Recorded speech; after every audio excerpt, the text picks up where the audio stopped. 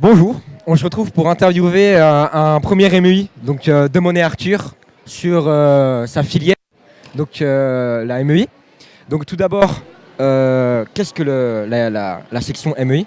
Bah alors en fait c'est une section de type on est en train de enfin on nous apprend les bases de l'automatisme, la mécanique, l'hydraulique, le pneumatique et l'électricité. Et ensuite après ils nous font des cours, on fait de l'usinage aussi de pièces. Et avec tout ce qu'on apprend, on peut aller bosser au bout de 3 ans, à la fin du bac. On peut déjà commencer à aller travailler dans certaines entreprises, notamment par exemple Dissant, il y en a plein, il y a la Sorea, il y a EDF, il y en a plein. Et puis voilà. Pourquoi tu as choisi la section MEI? Bah, parce que c'est très varié et on nous apprend tellement de trucs on fait jamais les mêmes choses quoi. Et franchement c'est plaisant, hein, on fait jamais les mêmes trucs. Voilà, c'est plaisant, c'est un truc qui me plaisait déjà à la base. Alors du coup j'ai choisi ça. D'accord, c'est cool. Donc tout à l'heure justement tu parlais des études qu'on pouvait faire après, des métiers. Tu as une idée de toi ce que tu veux faire après ton bac pro MEI? Non, moi personnellement je sais pas. Mais je sais qu'il y en a, ils veulent peut-être aller en BTS. C'est une formation en 2 ans qui est après, qui suit le bac pro. Et après, il y a les IUT, c'est comme une fac technique, on va dire, en quelque sorte. Donc pour terminer cette interview, on va partir sur une question pour détendre l'atmosphère. Alors on se posait la question, est-ce vrai que les MEI sont des beaufs? Ah non, non, c'est pas vrai. Non, non, non, non, on n'est pas des beaufs, nous. On n'est pas. Enfin, je sais pas, on n'a pas. Je sais pas, on se comprend, on se fait pas passer pour ça. Enfin, on essaye. Ok, on fait peut-être un peu. Enfin, on s'amuse, quoi. On aime bien rigoler et tout. Mais après, on est tranquille, quoi. On fait pas les fous. On est comme on est, quoi. Puis si franchement il y en a un qui a un problème, bah voilà, c'est tout. Je pense que ça va être la mécanique et le fait qu'il y ait principalement que Voilà, des c'est hommes ça, qui doivent c'est- inspirer ça. on a une fille dans notre classe, hein, mais ouais, des fois on nous demande ça parce que voilà, c'est de la mécanique, c'est des trucs d'hommes et tout, voilà, mais bon. C'est une classe qui est ouverte à tout le monde. Ouais, voilà, ouais, tout le monde peut en faire. Franchement, enfin, après, faut être un peu, faut s'y connaître un peu. Enfin, faut pas non plus être un mou du genou, faut être motivé et puis faut savoir, faut être un peu bricoleur hein, avant, quoi. Tiens, bah, on va rebondir là-dessus. Est-ce que tu penses, toi, que pour rentrer dans la section MEI, il faut déjà avoir des acquis? Bah, à part bricoler un peu de temps en temps, puis, enfin, vite fait, hein, pas forcément des gros trucs, hein. Et avec tes grands-pères ou ton père, t'apprends forcément des trucs. Du coup, voilà, faut juste être motivé, comme je le disais tout à l'heure, et enfin, faut pas être un bout du genou, quoi. D'accord. Bon, bah, je te remercie pour l'interview. De rien. Eh ben, merci. Voilà, on remercie Arthur. Bonjour à tous, nous sommes avec Joss Derrier, qui est opérateur technique à l'Open Fab de Saint-Jean-de-Maurienne. D'accord. Donc, nous allons vous poser quelques questions pour faire une interview. La petite promo. Donc, tout d'abord, est-ce que vous pouvez nous décrire votre entreprise? Alors ben, mon entreprise, c'est pas mon entreprise, hein, c'est une association qui est ouverte à tout le monde. Si tu veux que je la décrive, je dirais qu'on a plein de machines, plein d'idées, plein d'innovations et qu'on essaye de créer et de développer à peu près toutes ces idées pour personnaliser, pour rendre unique des objets et aller plus loin dans ce sens-là. D'accord. Et quelle est votre activité principale à l'Open Fab? Alors l'activité principale, c'est l'impression sur tout support. Donc du carton pour faire des stands, des posters, des tableaux, voilà, des impressions sur le sol, sur des voitures, de l'impression 3D aussi, si on veut pousser encore plus loin la personnalisation. Et voilà, en gros. Donc tous les objets qui sont ici ont été imprimés avec une imprimante 3D. Voilà, oui. Par exemple, cette pièce, elle sert à un vendeur d'escargots qui a construit une machine pour calibrer ces escargots et les récupérer. Et vu qu'il n'y avait pas de machine qui existait sur le marché, on a créé cette pièce pour lui, vraiment sur mesure, voilà, pour son travail. Et comment vous êtes venu l'idée de faire ça? Eh bien, parce qu'on se renseigne, hein, on voit les nouvelles technologies qui sortent, voilà, donc on s'est dit que c'était très intéressant, ça a attisé notre curiosité, et c'est pour ça qu'on s'est intéressé à tout ça, et je pense qu'on a bien fait. Et est-ce qu'il faut des acquis pour devenir opérateur technique? Eh ben, faut surtout travailler, être passionné, essayer encore et encore. Et voilà, c'est principalement être tenace et pas lâcher l'affaire. Voilà. Et créatif aussi, du coup. Et créatif et surtout motivé. Ouais. D'accord. Bon, bah, on vous remercie. Est-ce que vous avez quelque chose à dire, une promo, quelque chose Et bah non, pas spécialement, mais merci à vous voilà, pour votre sympathie et votre gentillesse. Eh ben, je vous remercie, moi aussi. Merci. Bonjour à tous. Bonjour. Donc, on se retrouve pour présenter la section Melec avec nos deux intervenants, Bilal et Adrien. Donc, on va tout d'abord commencer par savoir qu'est-ce que la section Melec, en quoi ça consiste. Déjà, la section Melec, Melec, ça veut dire métier de l'électricité et de ses environnements connectés. Alors nous, on est en seconde, en bac pro en Melec, au lycée Paul-Héroux, et on nous apprend à rénover, à câbler des maisons, si vous voulez. Et on fait aussi du dépannage et tout ce qui est comme ça. D'accord. Et est-ce que c'est une formation dure d'apprentissage? Bah, il suffit juste d'apprendre correctement, suivre bien les schémas, les trucs comme ça, et puis après, tout est simple. Donc, selon toi, il faut des acquis avant de rentrer dans cette section? Bah, au moins avoir le brevet des collèges.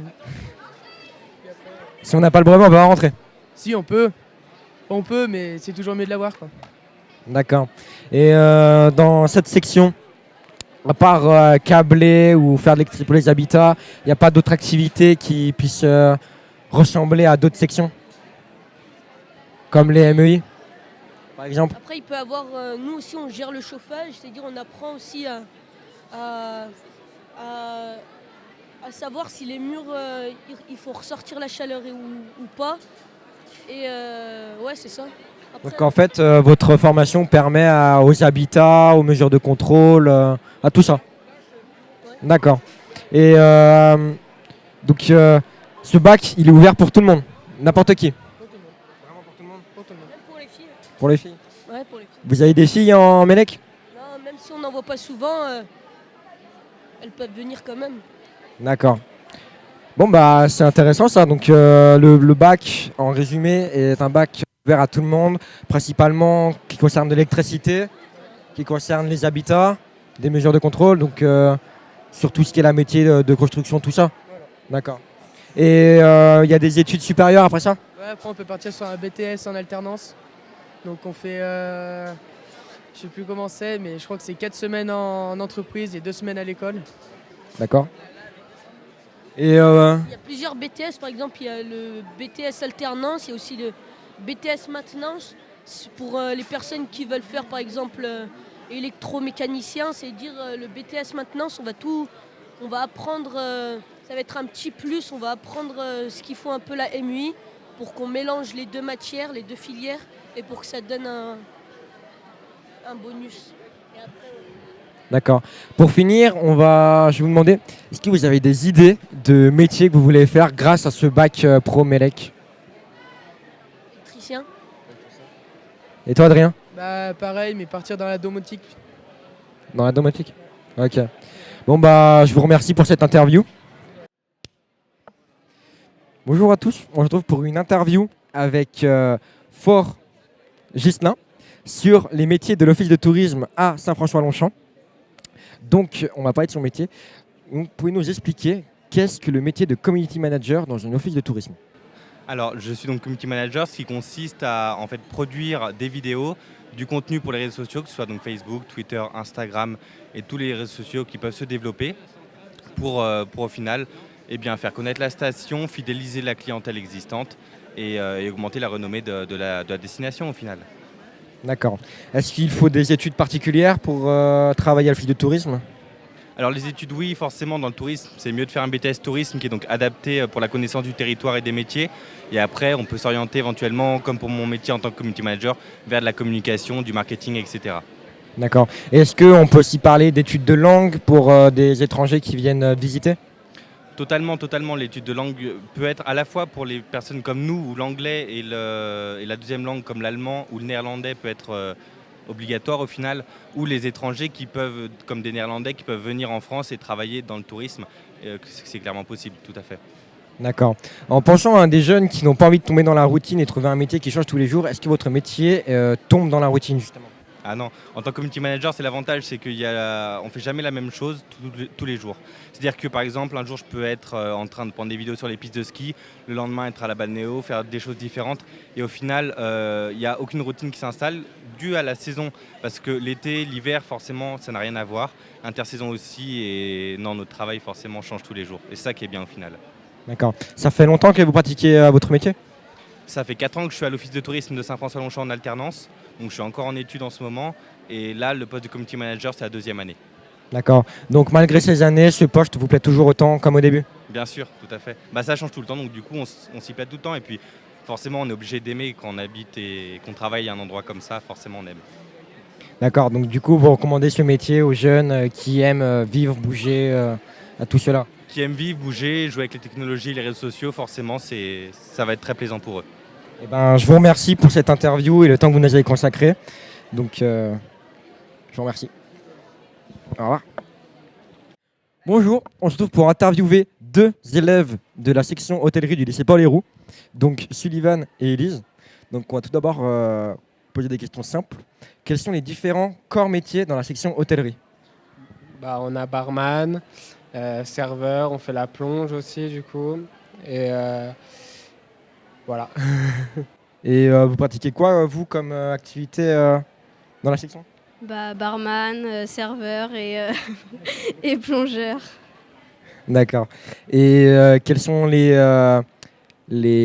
études qu'on peut faire après? Y a-t-il des études supérieures ou est-ce qu'on travaille directement après? Tu peux travailler directement après, sinon tu peux faire des mentions complémentaires, donc en barman, c'est sur 1 an. Ou tu peux partir en BTS, c'est comme tu veux. Donc l'hôtellerie, c'est un apprentissage dur? Est-ce que ça demande des capacités qu'on doit avoir avant? De la rigueur en fait, après t'apprends tout sur le tas, hein. C'est comme tout. D'accord. Et vous avez une idée de ce que vous voulez faire après votre section? Barman. Arman, et toi Sylvain? Je ne sais pas du tout encore, je sais pas. Mais déjà tu sais que tu veux travailler dans l'hôtellerie? Pas forcément? Mais tu pourrais faire quoi avec ton bac pro hôte? Après, tant que tu as un bac, tu peux. Moi, au départ, donc c'est complètement différent, mais je voulais partir dans l'armée, donc tant que il faut au moins un CAP, donc si j'ai mon bac, c'est bon. D'accord. Bon je vous remercie pour le temps consacré pour l'interview. Bonjour, on se retrouve pour faire une interview de la section GA du lycée Paul-Héroux. Donc nous avons à côté 2 élèves qui font partie de la section GA. Donc tout d'abord, à quoi consiste la formation et que signifie GA? Alors, gestion administration, qui signifie GA, ça consiste en fait à... c'est le métier en quelque sorte de la secrétaire, mais qu'on n'appelle plus comme cela, en fait c'est plus de l'assistance. Et ça consiste en fait, on apprend, dans une entreprise c'est tout ce qui est lié à l'administration, la gestion. Et on apprend vraiment aussi tout ce qui est contact avec la clientèle, les fournisseurs, vraiment, parce qu'on a un langage tout de même différent, on apporte plus de professionnels dans nos échanges. Et on voit vraiment dans le domaine de l'entreprise, la gestion, l'administration, ce genre d'activité. D'accord. Faut-il des qualités précises pour être dans la section GA? Oui, il faut être polyvalente, rigoureuse et aussi organisée. Ouais. Et après, c'est vrai que c'est un travail, c'est pas difficile, mais il faut quand même être doué pour ça. Motivé aussi. Quelles sont les études possibles après cette formation? Alors, Après, on a différents BTS, on peut se poursuivre parce que de nos jours, avec un bac professionnel, ça fait un peu juste. Oui. Donc en fait, on nous demande, on envisage un BTS, donc c'est sur 2 ans. On a différents BTS, il y a le BTS gestion PME, PMI, pardon, donc qui poursuit vraiment le bac. Et on a BTS assistant manager aussi, qui est en fait toujours en lien avec le bac. D'accord. Et justement, en parlant des études qui suivent après, est-ce que vous avez déjà des idées de métiers ou études que vous voulez faire justement après votre bac GA? Oui, moi j'envisage travailler dans le métier de l'assurance. Après, Ouais, moi c'est plus dans le domaine de l'immobilier parce que grâce à cette filière, en fait, on peut vraiment viser de partout. oui, Parce que l'administration, il y en a de donc, partout, voilà, ouais. Donc voilà. ouais. D'accord. Donc, beaucoup de personnes disent que la section GA est une section exclusivement pour les filles, mais est-ce vrai ou est-ce un préjugé? Oui, préjugés, parce que oui, c'est vrai qu'avant c'était pour les filles, mais maintenant on peut trouver. Nous, dans notre classe déjà, on a deux garçons. Donc, Et puis maintenant, depuis qu'ils ont regroupé en fait la gestion avec l'administration, c'est vraiment maintenant ça vise vraiment le domaine pour les hommes comme pour les femmes. Oui, voilà. Maintenant, on a des garçons dans notre classe et donc s'ils font aussi. Je vous remercie pour... Bonjour, on se retrouve avec le directeur de l'espace jeune, Henri Pierre, pour lui poser quelques questions sur le métier de l'animation. Donc, tout d'abord, est-ce qu'il faut des études pour devenir animateur? Oui, c'est un métier, l'animation. Donc, faire l'animation comme ça, sans rien, c'est pas possible. Déjà, vis-à-vis de la réglementation. Donc, il faut au moins, alors ce qu'on appelle le BAFA, le brevet d'aptitude aux fonctions d'animation, mais qui n'est pas un diplôme professionnel. Donc, un BAFA va permettre à un jeune de voir si ce métier lui plaît, de faire une première expérience. Et s'il veut en faire son métier, après, il y a des diplômes professionnels de niveau bac +2, voire au-dessus. C'est sûr qu'après, à partir du bac +2, on est plus sur des postes d'encadrement que d'animateur de terrain, où là, ce sont des diplômes de niveau bac pour faire ce métier au quotidien, en permanence. D'accord. Comme on peut voir derrière, il y a différents types d'animateurs. Et est-ce que selon les différents types d'animateurs, les études sont différentes? Oui, c'est vrai que l'animation, c'est très vague parce que ça peut être pour un public de jeunes enfants, un public de personnes âgées, d'handicapés. Après, on peut cumuler, ça peut être des handicapés anciens ou enfants. Ça peut être d'animation sportive. On peut avoir, il y a une formation de base quand même aujourd'hui qui s'appelle le BPGEPS, le brevet professionnel de la jeunesse, de l'éducation populaire et des sports, mais dans lequel on va pouvoir trouver des spécialités, justement pour pouvoir s'orienter vers tel ou tel public ou telle particularité sur un public précis. Mais à la base, la formation globale, généraliste, est la même pour tout le monde. D'accord. Et donc, vous êtes directeur, avant vous étiez animateur. Est-ce qu'il y a des différences entre animateur et directeur de l'espace jeune? Alors, en général, on ne devient pas directeur sans avoir fait de l'animation. Ça peut être une suite logique. L'animation, c'est celui qui va être sur le terrain, en contact avec le public. Donc, il va proposer, monter des projets avec le public ou seul, pour le public, à destination du jeune, de l'enfant ou des personnes ou d'autres publics. Il va être en animation de terrain, alors que le responsable d'une structure va plus être sur l'encadrement d'équipe, sur le lien avec les partenaires, avec les élus quand il dépend d'élus, sur la gestion financière, sur l'aspect vraiment coordination et direction d'une équipe. D'accord. En parlant finance et direction, est-ce que l'espace jeune est quelque chose d'indépendant ou gouvernemental, régional? Alors, les structures jeunesse sont soit des structures associatives, mais qui sont en général financées par du public, par des communes, des communautés de communes, la caisse d'allocation familiale aussi qui finance, et le département. Ou alors ce sont des structures qui dépendent directement de collectivités, c'est-à-dire des mairies ou des regroupements de mairies, donc, comme l'espace jeune ici, il dépend de la communauté de communes Cœur de Maurienne-Arvan. D'accord. Et pour terminer cette interview, qu'est-ce qu'on fait principalement à l'espace jeune de Saint-Jean-de-Maurienne? Alors, l'espace jeune, c'est un outil qui met en œuvre toute la politique jeunesse. Alors, c'est à la fois de l'accueil de loisirs pour les 11-17 ans, les mercredis, les samedis, les vacances scolaires. Là, le jeune, il vient, il s'inscrit et puis il peut participer à des activités, à des sorties avec nuitée, des séjours. On a aussi une partie accueil libre du public au quotidien. hein, tous les après-midi, dès 12h30, où là, le jeune, il y a de l'encadrement sur place, mais le jeune peut être en autonomie, hein, faire ses devoirs, jouer, être sur des ordinateurs, jouer aux cartes avec ses copains, faire un baby, un ping-pong. Voilà, là, c'est vraiment l'accueil libre, mais avec quand même un professionnel présent. Et puis, on a le point information jeunesse, animé, dirigé par Céline, ma collègue, qui est plutôt un outil pour aller accompagner les jeunes sur leur recherche d'informations, sur tout ce qui peut être intéressant, tout ce qui peut être utile à un jeune aujourd'hui. D'accord. Je vous remercie pour nous avoir consacré du temps pour cette interview. Et puis, bonne continuation.